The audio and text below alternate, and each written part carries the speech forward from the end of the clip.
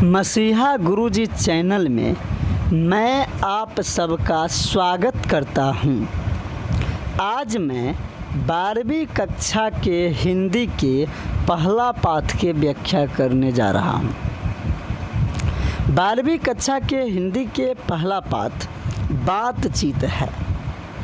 बातचीत गद्य की विद्या में निबंध है और इसका लेखक बालकृष्ण भट्ट जी है, जो आधुनिक काल के भारतेंदु युग के प्रसिद्ध निबंधकार हैं।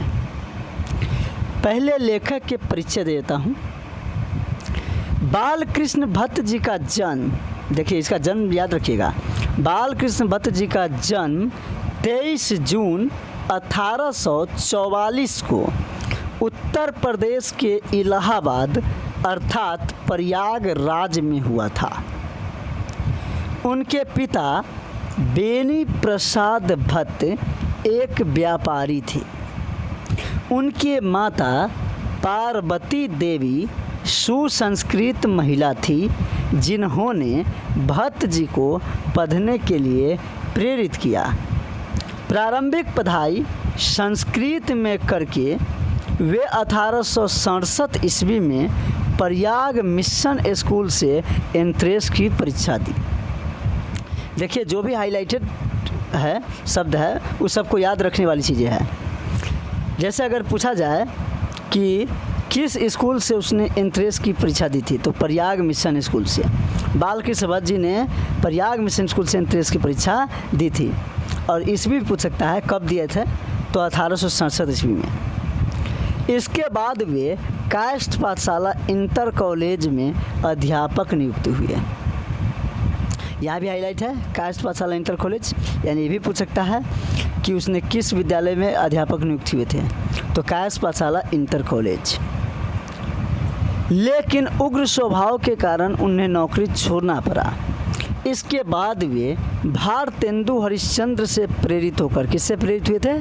भारतेंदु हरिश्चंद्र से प्रेरित होकर हिंदी वर्धनी सभा प्रयाग की ओर से 1877 में हिंदी प्रदीप नामक मासिक पत्रिका निकालना शुरू किया। यानी कि बालकृष्ण भट्ट जी किस पत्रिका के संपादन किए थे? तो हिंदी प्रदीप। हिंदी प्रदीप कहाँ से निकलता था? तो हिंदी वर्धनी सभा प्रयाग से। इसे वे 33 वर्षों तक चलाते रहे। इसको वे 33 साल तक चलाते रहे। आचार्य रामचंद्र शुक्ल ने निबंधकार के रूप में उन्हें अंग्रेजी साहित्य के एडिशन तथा स्टील के श्रेणी में रखा। उनका मृत्यु 20 जुलाई 1914 ईस्वी को हुआ। अब उनके रचनाओं के बारे में बताते हैं। उनके रचनाओं में पहले उपन्यास की जिक्र कर लेते हैं।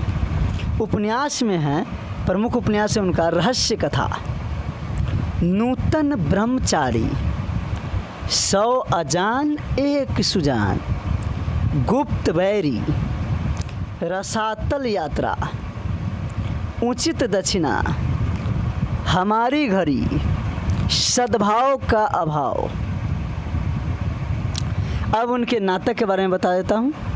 उनके प्रमुख नाटक है पद्मावती, किरात अर्जुनीय, वेणी संहार, शिशुपाल वध, नल दमयंती, जिसको दमयंती स्वयंवर भी कहा जाता है, शिक्षादान, चंद्रसेन, सीता वनवास, पतित पंचम, मेघनाद वध, बृहन्नला, एक रोगी और एक वैद्य, रेल का विकट खेल, बाल विवाह। प्रहसन, देखिए प्रहसन का अर्थ होता है प्रसन्नतापूर्वक हंसना। यह एक ऐसा रूपक है जिसकी रचना लेखक प्रायः किसी के उपहास उड़ाने या कुव्यवस्था के व्यंग करने के लिए, यानी कुव्यवस्था पर व्यंग करने के लिए करते हैं। तो बालकृष्ण भट्ट जी भी प्रहसन लिखे हुए हैं। उनका प्रमुख प्रहसन है जैसा काम वैसा परिणाम, नई रोशनी का 20, आचार विडंबन, निबंध में उनका प्रमुख निबंध है भट्ट निबंध माला। उनका प्रमुख निबंध है भट्ट निबंध माला, जो 2 खंडों में प्रकाशित है। वैसे वे 1000 के आसपास निबंध लिखे थे। अब बातचीत पाठ के सारांश में चलते हैं। 2009 में मैट्रिक में पूछा भी हुआ है बातचीत पाठ के सारांश, इंटर में पूछा भी हुआ है बातचीत पाठ के सारांश। तो बातचीत पाठ के सारांश अगर पूछेगा तो मैंने इसे इस तरह से तैयार किया हूँ कि इससे आप निबंध भी समझ जाइएगा संक्षेप में, और अगर सारांश पूछेगा तो उसका उत्तर भी यही हो जाएगा, अलग से सारांश बताने की ज़रूरत नहीं है। यानी सारांश को इस तरह से तैयार किया गया है कि आपका उत्तर भी यही हो जाएगा। देखिए, बातचीत शीर्षक निबंध आधुनिक काल के प्रसिद्ध निबंधकार तथा भारतेंदु युग के प्रसिद्ध साहित्यकार बाल कृष्ण भट्ट की रचना है। लेखक कहते हैं कि वाक शक्ति ईश्वर द्वारा मनुष्य को दिया गया वरदान है। देखिए, वाक शक्ति यानी बोलने की शक्ति, यह ईश्वर का दिया गया वरदान है। यदि वाक शक्ति नहीं होगा तो मनुष्य जो है कि बातचीत भी नहीं कर पाएगा और न ही कोई स्पीच दे पाएगा। तो क्या होगा?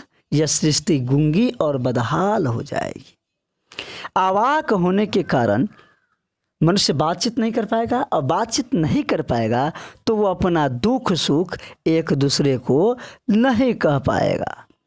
वाक शक्ति के अभाव में स्पीच नहीं होगा। स्पीच यानी भाषण, स्पीच अगर नहीं होगा तो वक्ता जो है स्टेज पर जाकर अपना नाज नखरा भी नहीं दिखा पाएगा। वे अपनी चुतीला भाषण से श्रोताओं की तालियां भी नहीं बटोर पाएगा। यानी कि बातचीत के अभाव में, यानी वाक शक्ति के अभाव में ये सब नहीं हो सकता है। इसलिए वाक शक्ति जरूरी है। आगे वे बताते हैं कि जिस तरह लोगों की अपनी ज़िंदगी मज़ेदार बनाने के लिए खाने पीने, चलने फिरने आदि की ज़रूरत होती है, उसी तरह मतभेद को समाप्त करने के लिए बातचीत की भी ज़रूरत होती है। जब भी मतभेद हो जाता है किसी को तो प्रायः देखते हैं कि बातचीत ही बंद हो जाता है। बातचीत बंद होने से दूरियां और बढ़ जाती है, जिससे मतभेद समाप्त होना मुश्किल हो जाता है। इसलिए अगर मतभेद भी किसी से हो तो बातचीत समाप्त नहीं करना चाहिए, क्योंकि बातचीत ही वो रास्ता है जिसके द्वारा झगड़ा के समाधान हो सकता है, समस्या के समाधान हो सकता है। इससे चित्त हल्का होता है और मन प्रसन्न रहता है। बातचीत से खास तरह के मज़ा आता है। बातचीत के संबंध में बेन जॉनसन का कहना, देखिए बेन जॉनसन के कथन पूछ भी देता है परीक्षा में कि बातचीत के संबंध में बेन जॉनसन का क्या कथन है। तो देखिए, बातचीत के संबंध में बेन जॉनसन का कहना है कि बोलने से ही मनुष्य के रूप के साक्षात्कार होता है। जब तक मनुष्य नहीं बोलेगा तब तक उसका साक्षात्कार नहीं होगा। यानी कि लोग उसे सिर्फ देखेगा, बोलेगा ही नहीं तो उसके व्यवहार के बारे में जानकारी नहीं मिलेगा, यानी उसकी हकीकत उसके बारे में नहीं जान पाएंगे। जब तक मनुष्य बोलता नहीं तब तक उसका गुण दोष प्रकट नहीं हो पाता कि यह गुणवान है या दोषवान है। यानी यह जो है कि सब बातचीत के द्वारा ही पता चलेगा। आगे एडिसन जी का विचार। एडिसन जी का कहना है कि असली बातचीत 2 व्यक्ति के बीच ही हो सकती है। इसका तात्पर्य है कि जब 2 आदमी होते हैं तब अपना दिल एक दूसरे के सामने रखते हैं, यानी अपना गुप्त बातें भी करते हैं। जब 3 हुए तब 2 लोगों की बात कोसों दूर हो गई। वही जब 3 लोग हो जाते हैं ना, तब 2 लोगों की बात गुप्त नहीं रह जाता है, वह कोसों दूर यानी बहुत लोगों के पास पहुंच जाती है। कहा भी गया है 6 कानों में परी बात खुल जाती है। 6 कान यानी 3 व्यक्ति, तो बात क्या हो जाती है? खुलने का डर होता है। इसलिए गुप्त बातें 2 व्यक्तियों के बीच ही होनी चाहिए। 4 से अधिक लोगों की बातचीत केवल राम रमौवल कहलाती है, चूँकि इसमें तो कोई वार्तालाप हो ही नहीं सकती है। इसमें जो है कि कोई गुप्त बात नहीं कहा जा सकता है, इसमें सिर्फ सामाजिक बातें होगी। और इसमें भी कि 4 आदमी बोलेगा तो किसी को बड़ी, किसी को अच्छा लगेगा, किसी को नहीं लगेगा, झगड़ा होने की भी संभावना रहती है। 2 बुद्धों की बातचीत प्रायः जमाने की शिकायत पर होती है। वे अपने ज़माने की बड़ाई करते रहते हैं और नए ज़माने की शिकायत करते रहते हैं। वे केवल बाबा आदम के ज़माने की झूठी सच्ची बातें करती रहती हैं। बाबा आदम के ज़माने से मतलब है बहुत पुरानी बातें। दो सहेलियों की बातचीत में रस की समुंदर उमड़ पड़ता है। दो बुद्धियों की बातचीत मुख्य रूप से बहुव्यक्ति वाली होती है। इसमें वे लोग समाज के बहुव्यक्तियों की बड़ाई और शिकायत करती रहती है। लेखक कहते हैं कि यदि दो लड़के बातचीत करते हैं तो वे अपनी अपनी बड़ाई करते रहते हैं। यदि दो अशिक्षित बातचीत करते हैं तो उसे बतकही कहते हैं। बतकही में कोई खास मुद्दा होता नहीं है, वे अपनी दिनचर्या के बातें ही बतियाते रहते हैं। ये इसमें वे लोग खाना पीना भी भूल जाते हैं, बहुत देर तक बातें में बिजी रहते हैं, व्यस्त रहते हैं। दो चंदू खाने यानी कि नशा खाने वाले की बातचीत रसीली होती है। नशा खाने वाले में जो बातचीत करते हैं, जैसे पियक्कर लोग हो गए, ये लोग अपने को ही हीरो समझते हैं। वे अपना बात ही मनवाने में लगे रहते हैं। वे अपने सामने में किसी को कुछ समझता ही नहीं है। यूरोप के लोगों में बातचीत के जिस विधि में बातचीत सुनने से कान को सुख मिलता है उसे आर्ट ऑफ कन्वर्सेशन कहते हैं। ये बहुत बार पूछता है, आर्ट ऑफ कन्वर्सेशन किसे कहते हैं? तो यूरोप के लोगों में प्रचलित बातचीत के जिस विधि में बातचीत सुनने से कान को सुख मिलता है उसे आर्ट ऑफ कन्वर्सेशन कहते हैं। इसे सुहृद गोष्ठी भी कहते हैं। अगर पूछा जाए सुहृद गोष्ठी किसे कहते हैं तो भी यही जवाब हो जाएगा। यही बातचीत का उत्तम कला है। यह यूरोप के विद्वानों में प्रचलित है। इसके द्वारा वे लोग दूसरों को प्रभावित करते रहते हैं। इस प्रकार इस बात का सारांश समाप्त हुआ और इसका प्रश्न उत्तर जो है हम अगले वीडियो में बताएंगे। और जय हिंद, जय भारत।